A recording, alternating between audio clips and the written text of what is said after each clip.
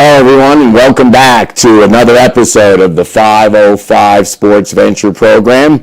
We're here with Adrian, our producer behind the glass. Up the steps is our president, Steve Davis, and our host. And once again, we'd like to thank both Adrian for helping us and Steve Davis for allowing us this access to talk about what we talk about, which is UNM athletics and name, image, and likeness.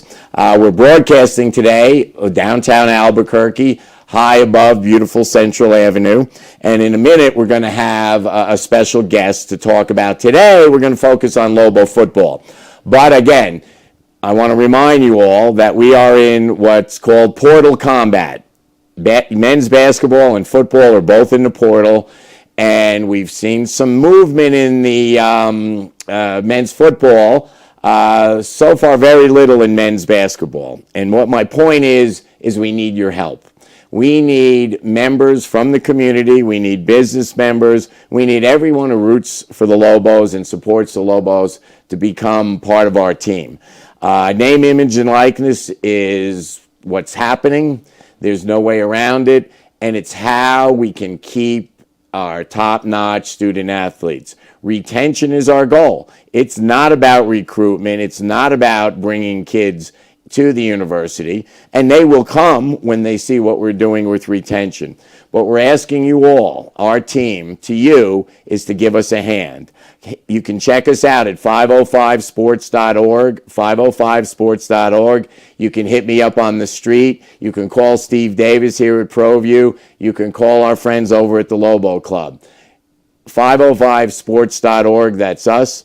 We're essential to the success and the future of UNM athletics. Come and give us a hand. Hang out. We'll be back in a minute right after this break.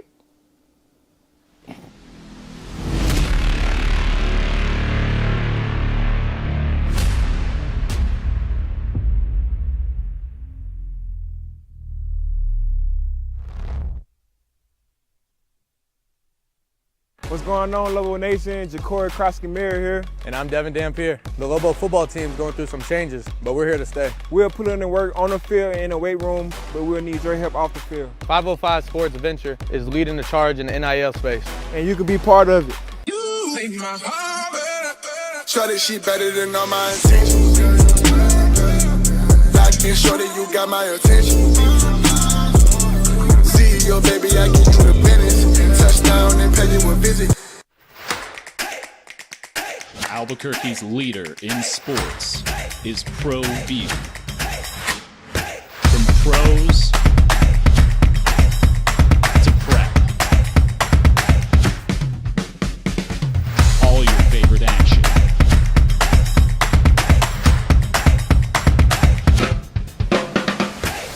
All your favorite talk shows.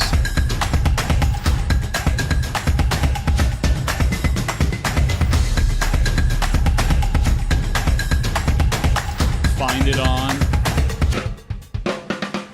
ProView Networks.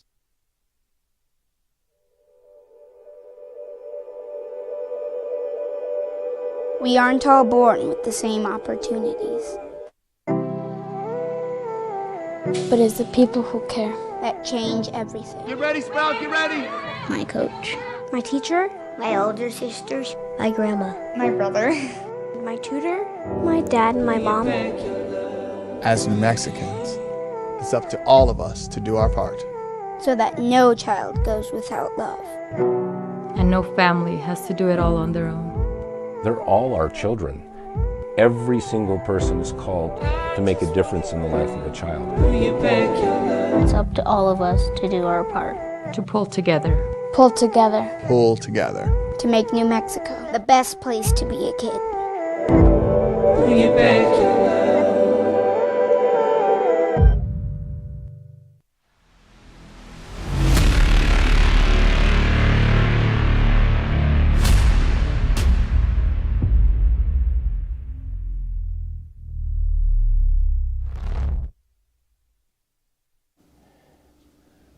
Hey everybody, welcome back and thanks for hanging with us. We're in the studios at ProView Networks down on Central Avenue.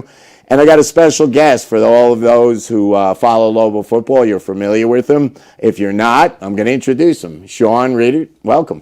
Hey, how you doing? Thanks for having me, Kurt. Well, it's great to have you. I, as an avid fan of Lobo football and as a subscriber to the Journal, I know now you're starting your second year of covering Lobo football. Give us a little bit about your background. I'm originally from Michigan. I was born and raised in mid-Michigan. I went to Michigan State, and I ended up here at the Journal, one of my first jobs out of school. Great. So and everybody should read the Journal. Local journalism is very important for many reasons, not just for the business aspect, for all sorts of reasons. We need to keep local journalism going. You do a great job of reporting. I love to read the stories, and now we had an event Saturday. We're in the transfer portal for football, and of course, we have a brand new regime. So what's going on in your head with this? What's next? Yeah, in terms of the overlap between the portal and the fact that they're not done with spring ball yet, portal opened on the 16th, I believe, and then the portal closes on the 27th. Portal closes on the 30th. They end spring ball on the 27th. I mean, it is double duty. I think I've seen, I want to say, 8 or so offers in the portal so far. They haven't landed anybody yet, with the exception of Sulje Maeva-Peters, a former BYU quarterback and running back.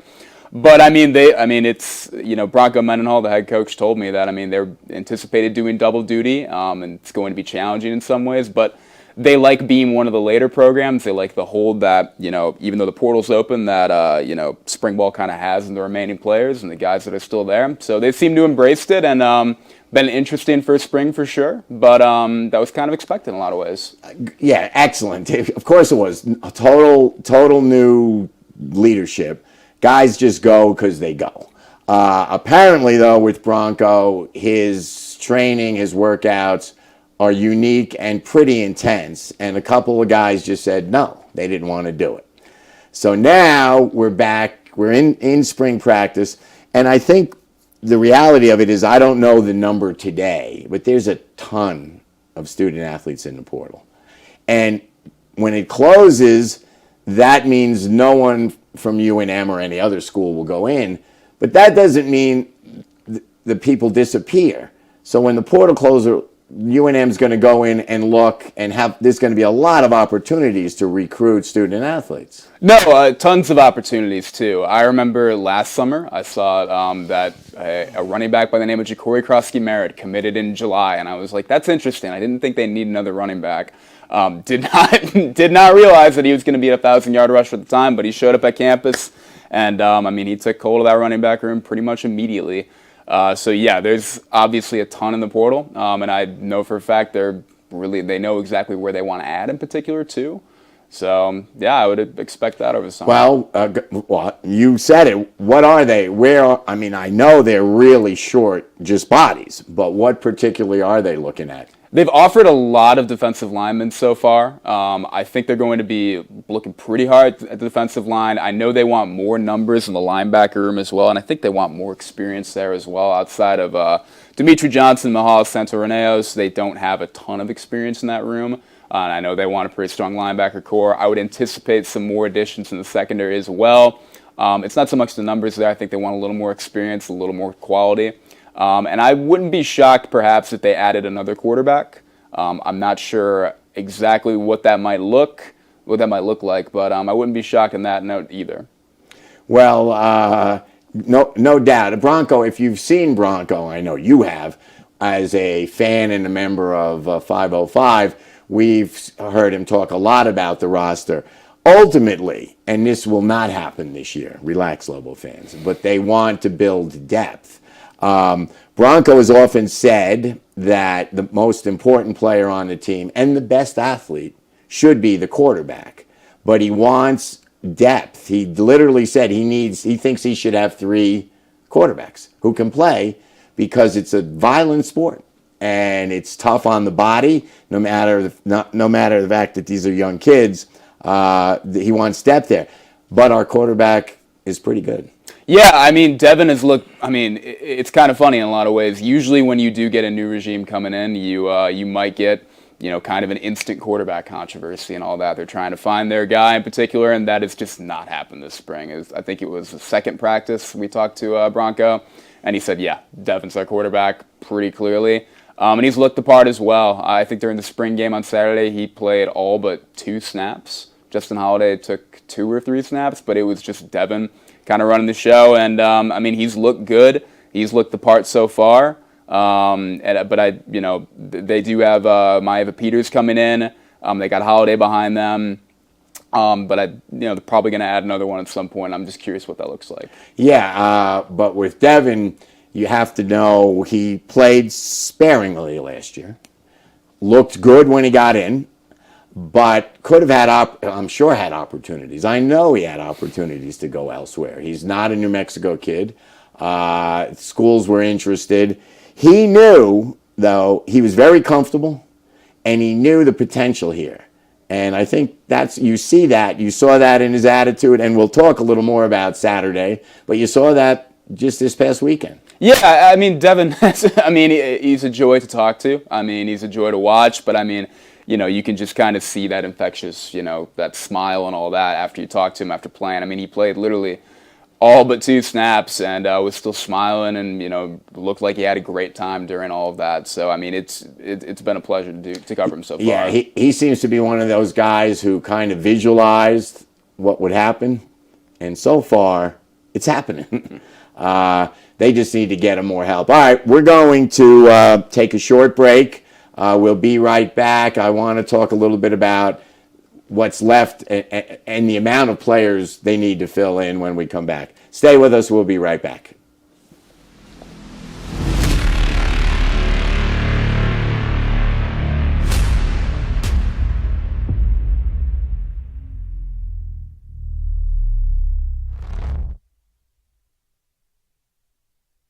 Teenagers love a party, especially during prom and graduation season. Often, alcohol is involved. Some parents think that hosting a party with alcohol in their home will keep the kids safe, but it's wrong and it's illegal. As a parent, to allow your teenagers' underage friends to consume alcohol on your property is a felony. Parents who host lose the most. Don't be a party to teenage drinking. This is a program of the Drug Free Action Alliance. For more information, go to burnco.gov/do-not-host. If you're drunk, blasted, intoxicated, ripped, plastered, taint,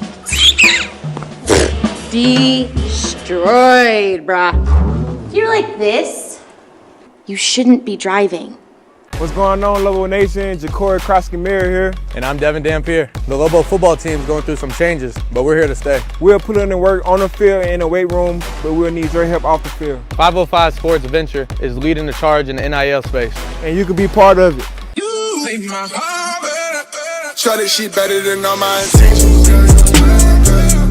Light skin shorty, you got my attention. CEO, baby, I get you the business. Touchdown and pay you a visit. Seriously? You expect me to drive while you aren't wearing seatbelts? What's the worst that can happen?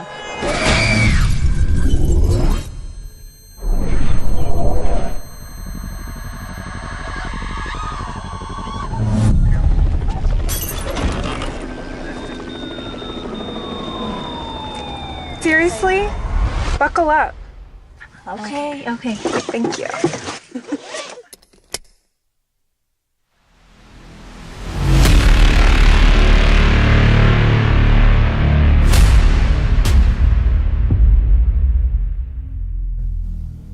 Yeah, because Sean's in it. Okay.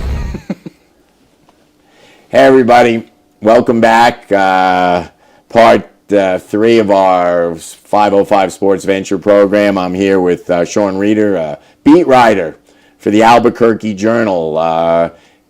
Pick up your subscription to the Journal online or on print. You got to follow the Lobos. You've got to read the Journal, and Sean's doing a great job. When I closed, I said I wanted to talk about the roster. But while we were in break, we were watching our ads. And one of them, a small part, features Bill, Ja'Cory Krosky-Mirror, who is now gone again. But he was there on Saturday. Yeah, he was there. And I looked up in the stands and I saw him and I always had a good relationship with Bill when I was covering him. So went up, said hello, just talked a little bit about him, heading over to Ole Miss, which, is going to be, by all accounts, a top 5 preseason team. Just chatted up with him. He said he's going to be graduated on May 10th, and then he'll be headed for Oxford after that. Yeah, just amazing to me.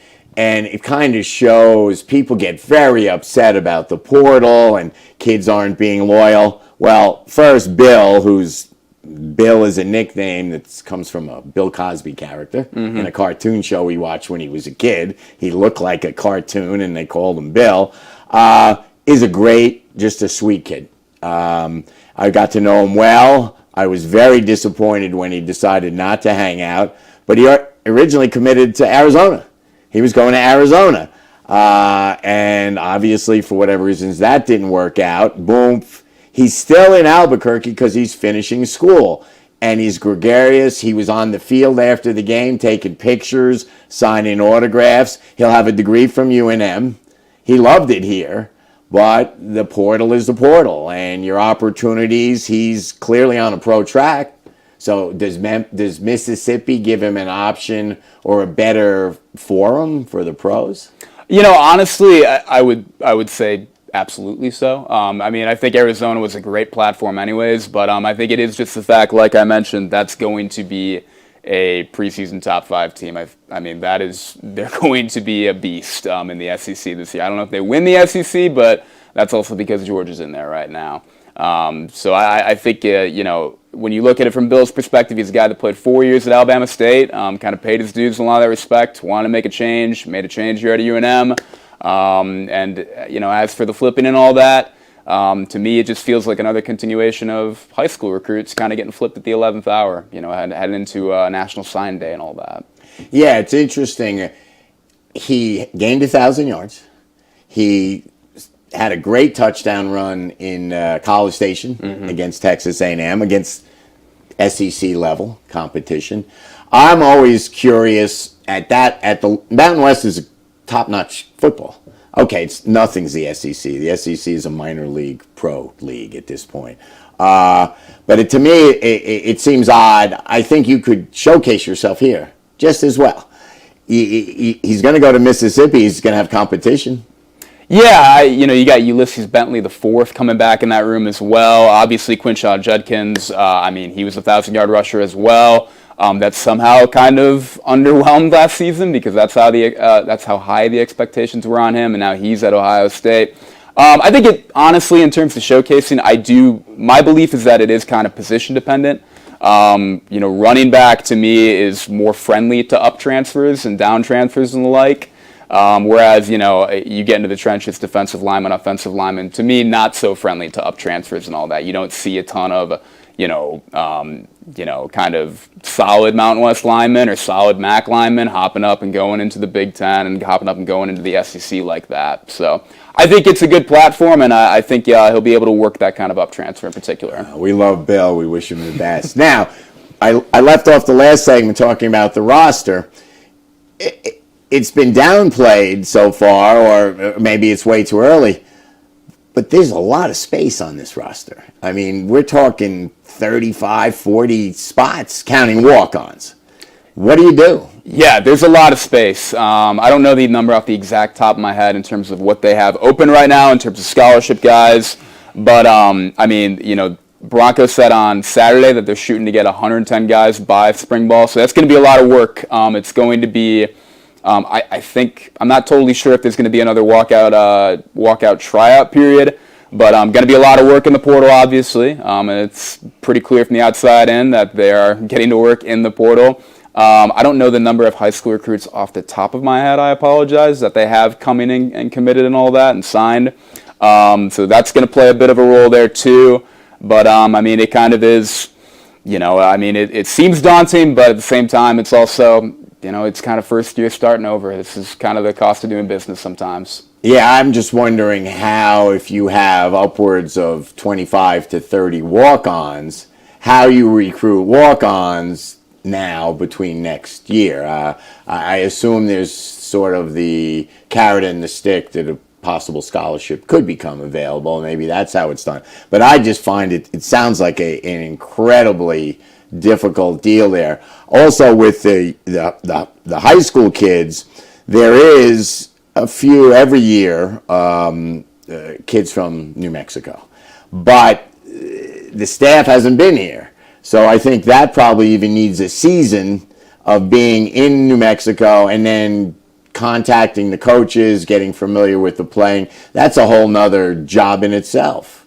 Yeah, and to their credit, to the staff's credit, I think that hasn't been a huge issue for them in particular. I mean, they hopped in and they had Elijah Brody committed under head coach Danny Gonzalez. Elijah Brody, who's terrific quarterback and athlete overall for West Mesa High School. They had him committed, and then Danny Gonzalez was let go, and then the new staff came in and gave him a hard look, and they landed that commitment as well. They've been doing more recruiting down in the Las Cruces area than I can remember over the previous staff and other staffs before that.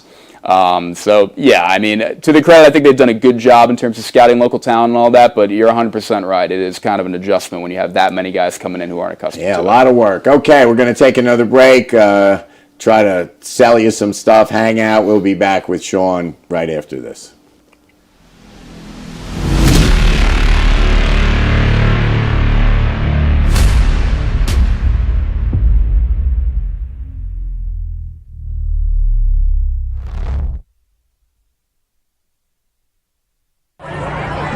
Hey, look! It's Dwight Goodman! Boom! This place is hot. Let's see if anyone needs my help. How about I drive you madman home, huh? I got this, Dwight. I'm the designated driver. Boom. Sweet? Does anyone need Dwight's help getting home tonight? No thanks, Romeo. I've got a taxi all lined up. Drive safe, Dwight. Boom! Boom!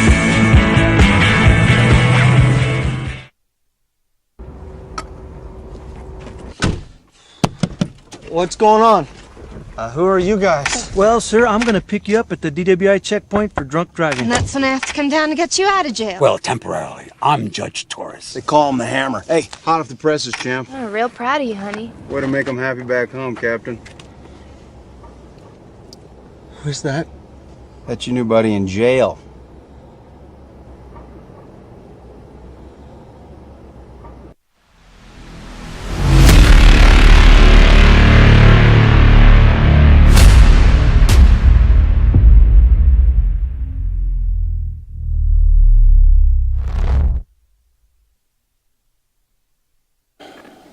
Hey, welcome back. We're here for our final segment of today's 505 Sports Venture program. Again, I can't ask you for enough help. 505sports.org. It's Portal Combat. Come on board. Give us a hand. We're here again with our guest, Sean Reeder from the Albuquerque Journal, talking Lobo football. All right, so we had this scrimmage practice, whatever they called it, on Saturday. Beautiful day in Albuquerque. Good turnout, 1,000, 2,000 people. From my perspective, everyone enjoyed it. I imagine from the news perspective, watching 60 or 70 guys play football with no numbers is kind of interesting. Incredibly interesting, and it is fun to actually talk to the players. Like, hey, when have you ever had to earn your jersey number before? And most of them like, yeah, this has never ever happened before. But that is, that's something that Bronco's done since he was at Virginia. He said it was born out of the first time he met that team. He remembered looking at that 2015, 2016 Virginia team and being like, they need to feel that they have to earn kind of everything. And as you know here, the mantra is earn, not given. And it's continued. He's found success with it, and it'll culminate with, they're going through all these different periods. They had the 8-week conditioning period at the start when he was hired, and then they have spring practice right now, do stuff over the summer, and then towards the end of fall camp, depending on how hard you've worked and how much you've earned your number by all these different standards, they will get their numbers in almost kind of a lottery in some ways, with the guys who have earned it towards the front and the guys who have maybe not so much earned it towards the back a little bit. It is what it is. It's incredibly interesting. I don't know if I'll ever cover another coach who does this, but it's pretty interesting to see. I will say, well, you're young. You might have another 50 years in this industry, but I have been around college football for 55 years. And I've never met a coach anywhere near the style and the approach that Bronco has. Completely unique, inspirational to someone like me who's watched turnover after turnover after turnover. But it's a completely different way. One thing that I got a kick out of is it is possible for guys to be on the roster the whole season and not have a number. Yeah. That's possible. So what you will see on occasion is because there's a limited amount of numbers that can be used, there's duplicates. Apparently that doesn't happen with Broncos teams because they have enough players, they have enough numbers to label each player that qualifies. So it might be, to me, it's just bizarre that you could be on the team all year and not earn your number. But it's not subjective. The numbers are clear. You know what you need to do to get where you're going to be, and they have the whole deal with the workout shirts. The color changes as you earn a certain level. It is just incredible. And one thing I want to talk about as we're winding down is his staff. You familiar with the staff so far in some way? How close do you get with them at this point? I haven't been able to get super close with the staff, and part of that is just kind of access, and part of it is also just, if things are still so new with Bronco that he is still kind of the focus in a lot of ways. But, it is his offensive coordinator, Jason Beck, and his defensive coordinator, Nick Howell. Those are guys with P5 experience. They're all working together at BYU at certain points, if not most of the latter half and all that, and he's referred to those two as kind of his anchor points. Those three are kind of the group you build around in a lot of ways, and then it's a lot of younger guys. Micah Simon is a wide receivers coach. He's played in the CFL and the NFL for a little bit. He's only 26. Jan Jorgensen, very, very, very successful defensive end at BYU. He's on staff. He's the edge coach. I talked to Gabe Lopez on Saturday a little bit about him, and he's loved the approach so far. But it is a lot of younger guys with a lot more energy, and that's what Bronco felt was appropriate. Well, also, he assembled the staff in a day and a half because I'm not 100% sure, but I don't think anyone turned him down. And everyone on the staff either played for him or worked with him before. And they were dying, especially when some of the guys who were with him at Virginia went to lower level assistant jobs and wanted to jump back into D1, top football. And I think there were two gentlemen on the staff, I'm not sure their names, so I'm not going to even throw them out there, that said yes before they knew where they were going. That was the allure of Bronco. He said, I'm back in, can you come with me? This is what I can pay you. And they said yes, and then one of the wives said, okay, where we go? So his staff is incredibly tight-knit and loyal. And again, for those of us, and there are a few of us who have been around that staff so far in the early days, I don't think anyone's not impressed. No, yeah, and in the bits that I've talked to, some of the guys on staff, in particular the tight ends coach Matt Johns, you can absolutely hear the reverence they have for, coming back to work for Bronco. Johns is a guy that played under Bronco at the early Virginia tenure, and then he was on staff there for a little bit before moving on and doing some really good work at William & Mary after that. And it's clear that these guys, they want to be here. They want to be a part of the thing that turns around New Mexico football under Bronco. All right, I'm going to put you on the spot when we wrap it up here. Tough schedule. Brutal. Stuff on the road. Two body bag games, as we call them, Arizona and Auburn. How many wins does this team get? It's so early to tell. It's like we talked about earlier in the show. We don't even have close to a full roster at this point to look at and kind of analyze. So, I'll let you off. I'll have to take a mulligan for now. We'll get you back in August when we start this, as we get close to the fair. Well, Sean, thanks for coming. Thanks for having me. Keep doing the work. Great work. Sean, readers at Albuquerque Journal. You can get the journal online or in print like I do. It's a must if you're going to follow the Lobos. Anyway, everybody, that's it for another 505 SVF program. We need your support. It's Portal Combat. It's all about retention. We are making UNM sports competitive at all levels. So please join in. That's 505sports.org. Become a member. Let's make the Lobos great. We'll be back next week. Thanks for staying with us. Cool.